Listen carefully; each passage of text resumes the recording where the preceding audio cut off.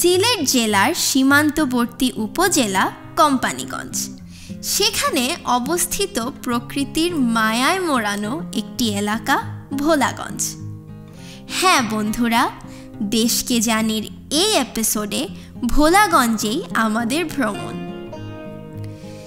সীমান্তে প্রাকৃতিক দেয়াল হয়ে দাঁড়িয়ে আছে ভারতের মেঘালয় রাজ্যের উঁচু উঁচু পাহাড়। ভোলাগঞ্জ বর্তমানে বাংলাদেশের সর্ববৃহৎ পাথর সংগ্রহ কেন্দ্র।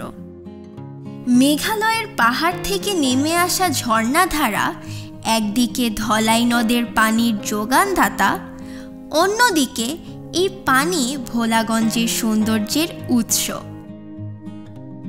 সবুজ পাহাড়, মেঘের হাতছানি আর পাহাড়ি ঢলের সাথে নেমে আসা সাদা পাথর এই অঞ্চলের সৌন্দর্যকে বাড়িয়ে দিয়েছে বহুগুণ। ধলাই নদীর উৎসমুখে পাথর পরিবেষ্টিত জায়গাটুকু ভোলাগঞ্জ 0 পয়েন্ট বা সাদা পাথর নামে পরিচিত। সাদা পাথর এলাকাটি দেখতে অনেকটা ব-দ্বীপের মতো। সিলেট থেকে ভোলাগঞ্জের দূরত্ব 35 কিলোমিটার। ভোলাগঞ্জ তথা সাদা পাথর এলাকা ভ্রমণের সবচেয়ে চমৎকার সময় হচ্ছে বর্ষাকাল ও এর পরবর্তী 3 মাস, অর্থাৎ জুন থেকে ডিসেম্বর মাসের যে কোনো সময়।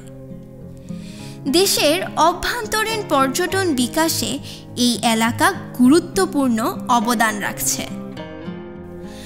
প্রতিদিনই প্রচুর সংখ্যক পর্যটক এখানে আসেন ইঞ্জিন চালিত নৌকাযানে করে, আর তাদেরকে উদ্দেশ্য করেই গড়ে উঠেছে এইসব আয়োজন।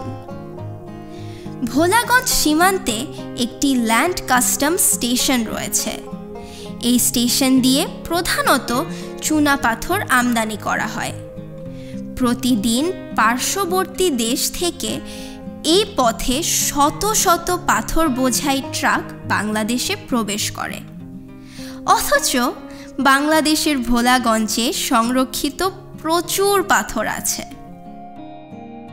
বিশেষজ্ঞদের মতে সেই পাথর আমাদের নিজেদের প্রয়োজন মিটিয়ে রপ্তানিও করা যাবে।